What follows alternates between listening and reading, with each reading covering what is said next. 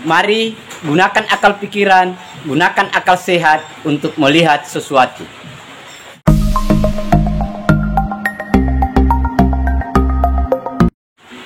Assalamualaikum warahmatullahi wabarakatuh. Salam sejahtera untuk kita semua. Salam demokrasi dan salam pluralisme. Oke, sahabat-sahabat, jumpa lagi di Rahmat Channel. Kali ini sahabat-sahabat masih sekaitan dengan persidangan Gus Nur dan Bambang Tri. Tetapi ini bukan di persidangan di Solo, tetapi ini di Jakarta, yaitu pengacara Gus Nur dan Bambang Tri itu mengadukan hakim yang konon kabarnya berpihak ke saksi dan jaksa, membatasi dan melarang untuk mengeksplor pertanyaan. Nah, itu yang dia adukan, sahabat-sahabat. Nah, untuk lebih lengkap dan jelasnya, mari kita lihat videonya. Ya, bismillahirrahmanirrahim. Assalamualaikum warahmatullahi wabarakatuh. Terima kasih Mbak Nini ya, dan Pak Junaidi dari Biro Pak Mulyadi. Biro apa itu Pak? Pengawasan perilaku hakim. Biro Pengawasan Perilaku Hakim. Jadi udah tepat kami kesini ya. Jadi gini Mbak Nini yang dimuliakan Allah, Pak Jun juga, kita tidak merasa lebih baik atau arogan dan lain sebagainya. Maka itulah kami kesini sebagai fungsi kerja pengawasan hakim. Kategori yang utama perlu disadari dan dimengerti, tahun lalu, tahun 2021 ya, kita juga lawyer dari Gus Nur yang pertama ya. Kita protes ke hakim, diignore. Bahkan kita berbagai eksepsi, bener apapun eksepsi kita akhirnya ditolak juga lah. Nah, sampai akhirnya kita hopeless, ya udahlah walkout aja. Ujung ceritanya kita membela kayak apapun pasti dihukum juga, dan ternyata benar dihukum 10 bulan. Ya sudahlah. Nah, dilalah persoalan terjadi lagi di tahun 2002, yaitu mubahalah. Nah, tolong dicatat Mbak Dini dengan hormat, mubahalah ini ada diatur dalam Al-Quran, surat Ali Imran ayat 61. Nah, pertanyaan seriusnya, bagaimana kita melaksanakan Al-Quran yang kita yakini sebagai kitab suci dan diatur oleh negara ini sebagai agama resmi Islam, sumber nilainya Al-Quran, pasal 29 ayat 2 Undang-Undang Dasar 45, negara menjamin warga negara untuk menjalankan keyakinannya. Nah, kenapa warga negara dalam hal Gus Nur dan Bambang Tri bermubahalah, bersumpah atas nama Al-Quran kepada Allah supaya dilaknat? Karena perintah Qurannya di situ dilaknat bagi yang berdusta. Kok ditangkap gitu loh Pak? Ya, ini memang bukan urusan kaya ya, tapi background ini perlu, background ini karena berimbas kepada hakim. Kok perilakunya sudah di setel menurut pemikiran saya, apa ikuti maunya jaksa. Jaksa sudah di setel apa maunya polisi, gitu loh. Nah, yang nangkep pertama polisi.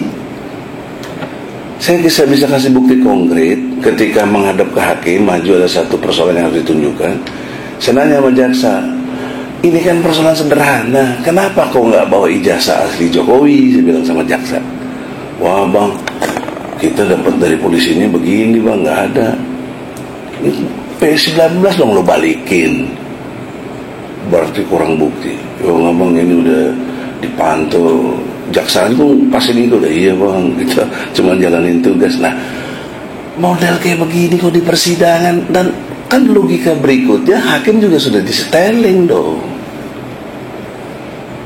sudah dikondisikan, yang ujungnya harus kalah kita ya. Padahal apa yang kita sampaikan seperti Adinda Hazin katakan, dan ada tertulis ya, tertulisnya belum ini belum lihat ya. Belum. Iya. Nanti. Oke. Jadi poin penting perhatian KY, Pak Jun, Pak Madini, tolong dengan hormat, bisa nggak hakim ini di warning oleh KY? Nanti kita kasih bukti-bukti video, banyak sekali videonya. Bisa lihat di YouTube juga, dia tuh udah lihat ya di YouTube kali. Lihatlah, masa nggak lihat? Aku banget nggak lihat dari zaman YouTube gitu. Bahwa keinginan kita sidang ini berjalan dengan jujur, benar, adil, dan hakim sudah sangat dirasakan oleh kami advokat melanggar kode etik.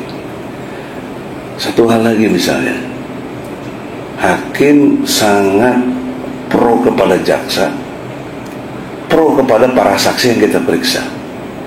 Bagaimana bentuk pro-nya? Ya, apa yang keinginan jaksa harus disampaikan. Misalnya, jaksa berharap. Masa jaksa berharap?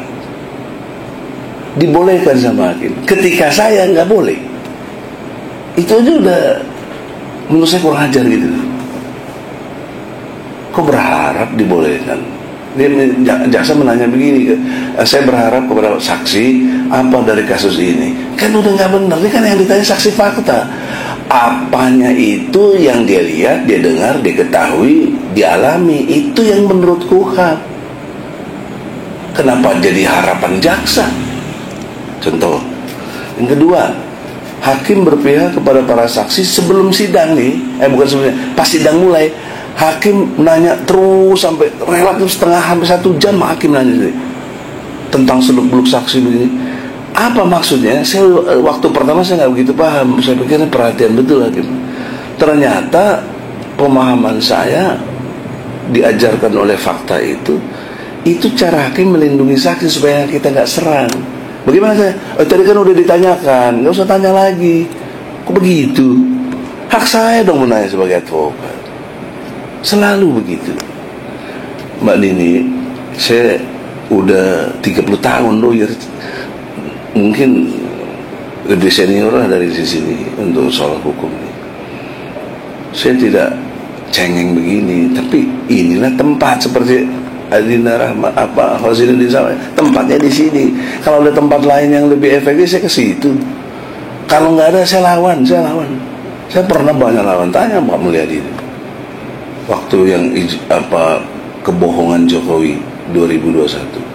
Apa hakim jawab? Pengadilan tidak berwenang. Kok tidak berwenang? Sementara udah 8 kali sidang, udah mediasi. Ini hakim macam apa? Tapi kita ngadu ke sini juga nggak ada respon. Apa jangan-jangan sih sudah dikondisikan juga? Kan ngeri kita kalau negara begini, bos. Ini people power aja lah, nggak usah lagi berdemokrasi yang benar kalau begini. Karena hak-hak kita sebagai rakyat, kami advokat yang dijamin oleh undang-undang, ya. Mbak Nini asal tahu, tahun 2019 saya ditangkap juga sama Jokowi gara-gara saya ngomong people power, belain Prabowo karena saya lawyernya Prabowo. Ditangkap Bu Nini. Coba undang-undang advokat nggak diperhatiin tuh, undang-undang nomor 18 tahun 2003. Jadi perhatiannya fokus. Mbak Nini yang terhormat, Pak Jun, bisa nggak panggil hakim ini atau diperiksa atau di warning pakai surat atas dasar laporan kita, karena Selasa ini mau sidang, saya nggak mau turun lagi. Nah, kalau ini nggak diperhatikan, saya punya hak ajukan ke ketua PN ganti hakim, ada hak saya ya, diatur bisa. Tapi kan nggak bagus jadinya hubungannya, dia juga menjadi teraliniasi, kasihan karirnya hakim. Saya nggak mau itu terjadi. Akan tetapi sudi kiranya lah mekanisme dari KY sidang besok kami akan rasakan bedanya gitu. Saya kira itu Mbak Nuni. Assalamualaikum. Nah, kita sudah lihat videonya sahabat-sahabat ya. Nah, kalau kita lihat videonya itu ya sedikit lucu sih. Karena pengacara Gus Nur Bambantri ini ya datang kayak curhat lah ya soal kondisi persidangan yang ada di Solo.